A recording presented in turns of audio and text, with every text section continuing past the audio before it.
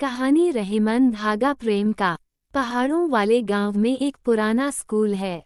टूटी दीवारें, जंग लगा गेट और बरामदे में एक पीपल का पेड़। उसी पीपल के नीचे हर सुबह 65 साल की मास्टरनी जी बैठती हैं। नाम है सावित्री देवी। गोद में बच्चों की कॉपियां और पास में काले धागे की गठरी रखी होती है। वो हर नए बच्चे के हाथ में स्कूल आते ही काला धागा बांधती हैं।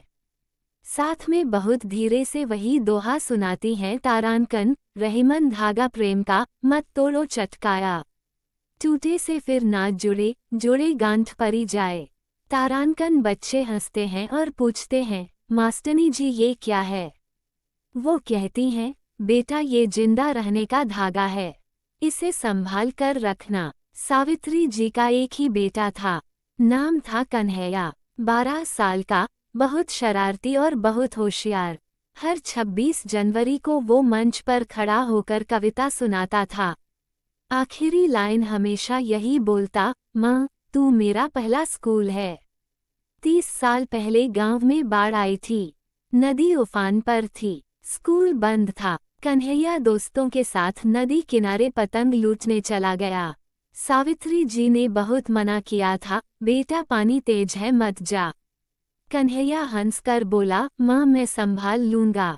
शाम तक वो घर नहीं लौटा। गांव वालों ने 3 दिन तक नदी में ढूंढा। सिर्फ उसकी एक चप्पल और कॉपी मिली। कॉपी के आखिरी पन्ने पर लिखा था, माँ आज कविता सुनाऊंगा। गांव वालों ने कहा, अब नहीं मिलेगा। पर सावित्री जी ने कहा, माँ को यकीन तब होगा जब वो खुद देखेगी। वो 15 दिन तक नदी किनारे बैठी रहीं।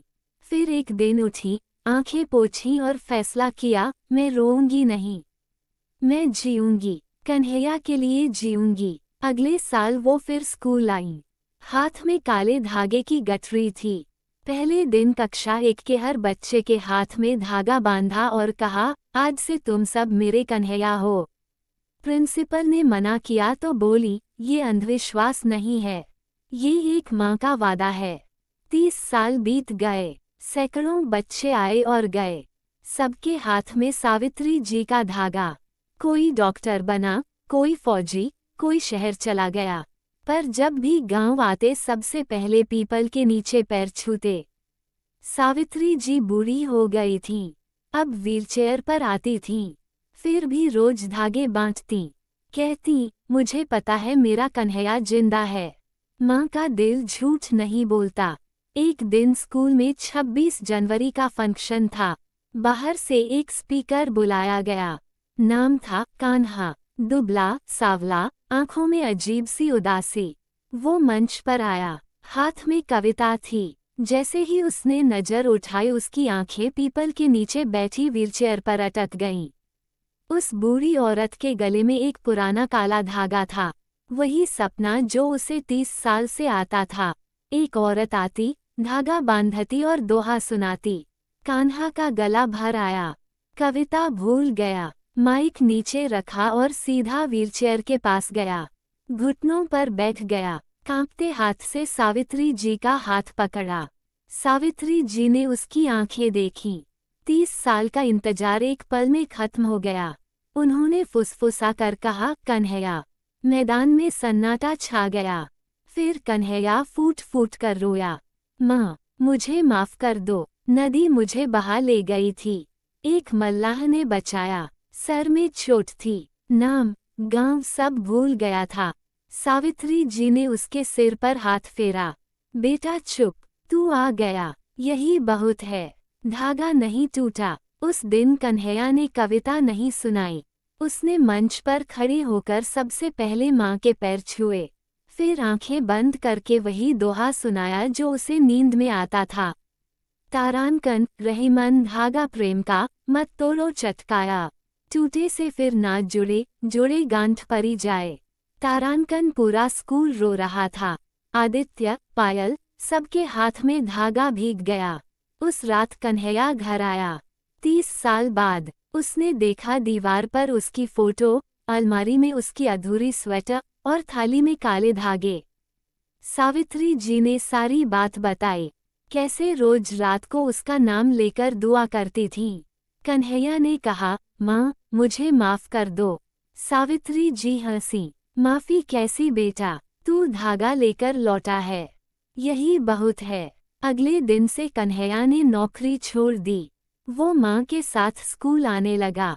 अब वो भी बच्चों के हाथ में धागा बांधता और अंत में वही दोहा पढ़ाता। बच्चे पूछते, सर ये किसने लिखा? कन्हैया कहता, मेरी माँ ने, और मेरी माँ ने मुझे दूसरा जीवन दिया।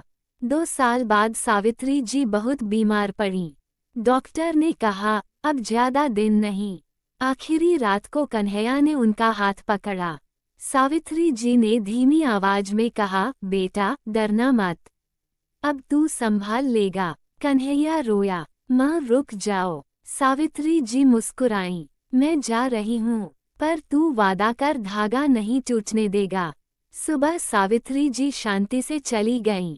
चेहरे पर सुकून था, हाथ में कन्हैया का हाथ था। इस बार कन्हैया टूटा नहीं, क्योंकि उसके पास अब 500 भाई बहन थे।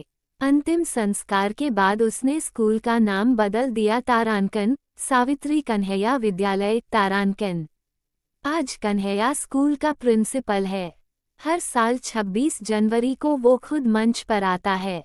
सबसे पहले माँ की फोटो पर काला धागा चढ़ाता है, फिर बच्चों को सुनाता है तारांकन, रहीमन धागा प्रेम का तारांकन, और अंत में कहता है, बच्चों, मैं 30 साल बाद लौटा क्योंकि मेरी माँ ने धागा नहीं छोड़ा।